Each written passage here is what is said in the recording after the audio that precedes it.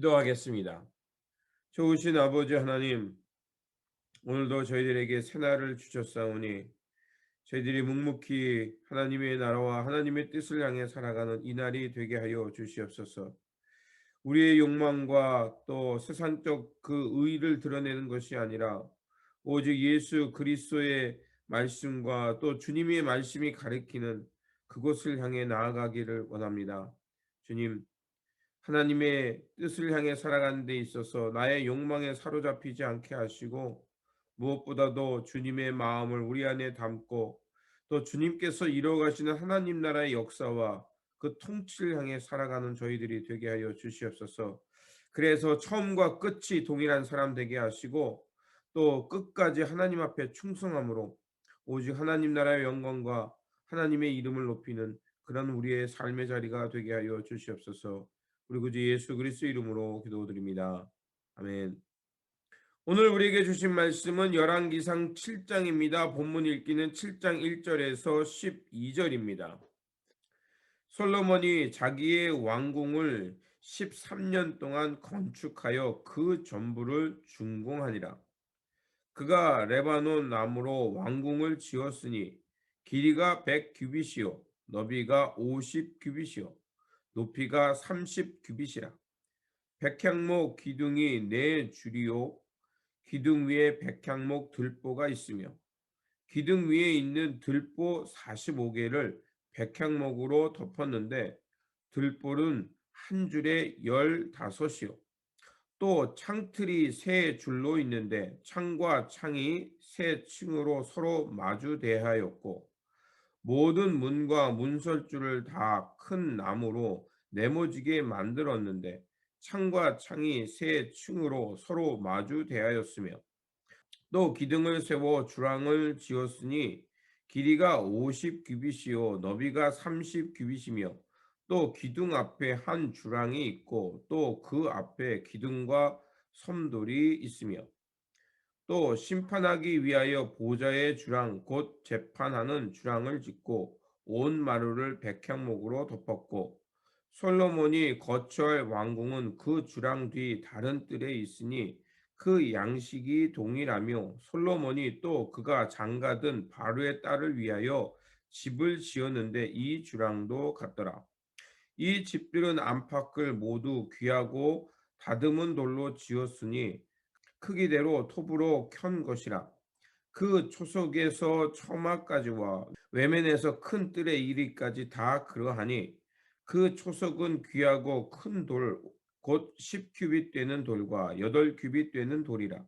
그 위에는 크기대로 다듬은 귀한 돌도 있고 백향목도 있으며 또 큰 뜰 주위에는 다듬은 돌 세 켜와 백향목 두꺼운 판자 한 켜를 놓았으니 마치 여호와의 성전 안뜰과 주량이 놓은 것 같더라. 아멘. 오늘 본문 말씀은 이제 솔로몬의 왕궁을 짓는 본문 말씀과 그 뒤에는 성전 기물을 제작하는 말씀이 나옵니다. 오늘 우리가 읽었던 1절에서 12절을 보면 이제 어제까지 말씀을 보면 솔로몬 성전 건축을 하는 이야기가 나옵니다. 그리고 느닷없이 솔로몬의 왕궁을 짓는 이야기가 그 사이에 끼어 있죠. 그리고 12절 이후부터는 이제 더더하시 성전 기물을 제작하는 이야기가 나옵니다. 그런데 독특하게 그 사이에 이 성전 건축과 성전 기물을 만드는 그 사이에 솔로몬의 왕궁을 짓는 이야기가 끼어 있습니다. 그리고 그 이야기를 하는 데 있어서 성전을 짓는 데는 7년이 걸렸고 그 솔로몬 왕궁을 짓는 데는 대략 13년 정도가 걸렸다라고 이야기를 합니다. 그리고 그 구조를 보아도 성전보다 더 복잡한 구조였고요. 그리고 시간도 2배 가까이 소요된 건물이었습니다. 어떻게 보면 성전보다 규모가 더 크게 보입니다. 그리고 왕궁을 짓는 데 있어서 그 자재들도 매우 비싼 걸로 지었고 또 일일이 다듬어 가면서 지었다라고 말합니다. 그리고 마지막에는 이제 그 다윗이 애굽의 바로의 딸에게 장가를 갔기 때문에 그 아내를 위하여 왕궁을 지었다라고까지 얘기합니다. 하나님을 위한 성전 짓는 것과 또 자신의 성전을 그러니까 솔로몬이 성전을 짓는 것과 솔로몬 자신을 위한 왕궁을 동시에 지었다는 것을 알 수가 있고요. 그리고 그러니까 솔로몬이 성전을 짓는 시간보다 또 오히려 자신의 살집, 왕궁을 짓는데 더 많은 물질과 또 많은 시간을 쓰였다는 것은 분명해 보입니다. 이것을 통해서 우리가 좀 생각해 볼 수 있는 것은 그러니까 이거 있는 대로만 본다면 하나님을 위해 일한다고 하면서도 어떻게 보면 또 사람이 자신의 이익과 목적을 추구할 수 있는 것을 봅니다. 겉으로는 하나님을 위한다고 하지만 마음 한켠에서는 자신을 위하고 자신의 이익과 영광을 위해 살아갈 수 있는 그런 내면적 상황도 있을 수 있다는 것입니다. 그렇게 우리가 하나님의 일, 하나님의 영광이라고 말할 때 조심해야 될 것이 내 욕망과 내 욕심이 투사되지 않도록 해야 됩니다. 그래서 내 마음을 항상 하나님 앞에서 내가 이것을 하는 목적, 또 이것을 통해서 결과가 어떻게 되든지 그 결과는 하나님께 맡기고 묵묵하게 하나님의 뜻을 향해 집중하며 살아가는 것이 중요합니다. 자칫 잘못하면 하나님을 위한다고 하면서 결국 내 욕망과 내 의의를 드러내는 경우가 있기 때문에 우리의 내면을 잘 살피는 것이 중요합니다. 그리고 두 번째로는 이제 솔로몬이 지었던 성전, 하나님의 그 성전의 두 기둥에 대한 이야기가 나옵니다. 근데 한쪽 기둥의 이름엔 야긴이라고 새겼고 또 하나는 보아스라고 새겼습니다. 이제 오른쪽 기둥에는 야긴이라고 했는데 야긴은 그가 세울 것이다 라는 뜻이고 또 왼쪽 기둥에 붙여진 보아스라는 이름은 그분께서 힘이 있다라는 뜻입니다. 이 이야기는 결국 하나님께서 이 일을 이루어 가신다. 그리고 그분이니까 하나님께서 그에게 힘을 주신다라는 이 의미의 두 기둥이 있는 거죠. 결국 이 기둥을 통해서 말하고자 하는 것은 지금 솔로몬 왕이 하는 이 일들이 다 하나님의 대리자 역할이고 하나님이 그에게 주어서 이 일을 한다라는 의미를 드러내고 있는 것입니다.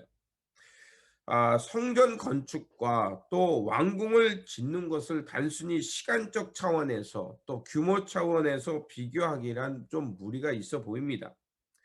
성전을 짓는 데는 하나님께서 그 도면과 설계도를 어떻게 보면 세세하게 주었습니다. 그 때문에 설계 도면과 이런 것들이 다 준비되어 있기 때문에 성전을 짓는 데는 훨씬 시간이 짧았을 것입니다.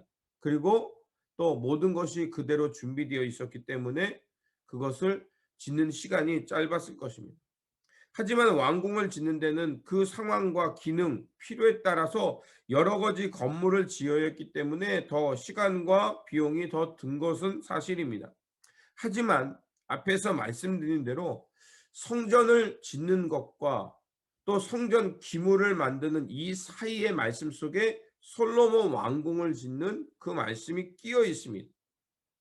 그리고 시간과 비용 크기 면에서는 더 월등하게 많이 쓰였으면서 13년 대략 7년 3개월 정도 걸렸는데 성전을 짓는 데는 7년 3개월 정도 걸렸는데 성전 왕궁을 짓는 데는 무려 13년이라는 시간이 걸렸으니까 어떻게 보면 2배에 가까운 시간이 걸린 거죠.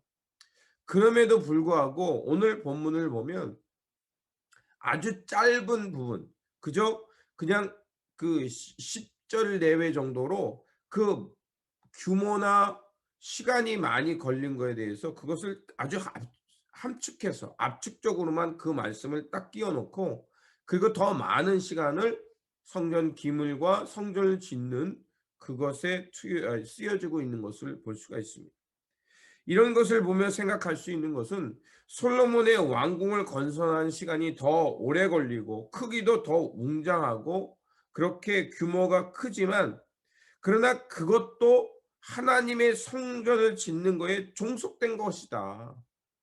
아무리 시간과 비용이 많이 걸렸어도 그것은 그냥 하나님의 성전의 그냥 부분이다라고 이렇게 역사가는 말하고 있는 것입니다.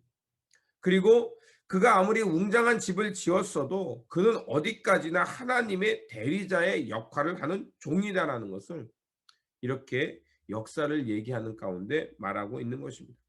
사람들은 크기나 시간, 화려함에 자신의 시선을 뺏길 때가 있습니다. 하지만 역사가는 그런 그 화려함을 말하기보다는 그렇게 크고 화려하고 웅장한 궁을 지을 수 있도록 하신 분은 누구냐? 바로 하나님이다. 결국 하나님의 통치와 하나님의 은혜가 이 모든 것을 짓게 했다는 것을 말하는 것입니다. 그리고 솔로몬 왕을 세우시게 하고 성전을 짓고 궁을 짓게 하는 이 모든 것 하나님의 은혜이며 하나님의 역사, 통치의 역사 속에 있음을 기억하라는 것입니다. 그렇게 우리가 알 수 있는 것은 성전을 건축하는 일이나 또 어떤 업적을 드러내는 일이나 모두 다 하나님이 세우신 것이라는 것입니다. 우리가 하는 일에 있어서도 마찬가지입니다. 우리가 이 일을 하는 것 같고 내 힘으로 하는 것 같지만 그러나 결국에는 하나님의 통치 속에서 하나님의 역사 가운데 이루어진다는 것입니다. 그렇게 우리가 무엇이 됐다 그래서 으쓱될 필요 없고 무엇이 안 됐다고 해서 좌절하거나 실패할 필요 없습니다. 그런 실패를 통해서도 하나님은 선한 역사를 일어낼 수 있다는 것입니다. 그래서 사도 바울이 고백하지 않습니까? 오히려 약할 때 강함이시라. 내가 잘 되고 내가 성공하면 하나님이 안 보일 때가 있습니다. 그런데 오히려 내가 실패하고 내가 더 안 된다고 할 때 하나님이 가까이 계심을 알고 하나님의 더 은혜를 구하고 하나님의 역사를 구하게 되지 않습니까? 그게 어떻게 보면 우리가 하나님을 더 높이는 상황이 될 수도 있는 것입니다.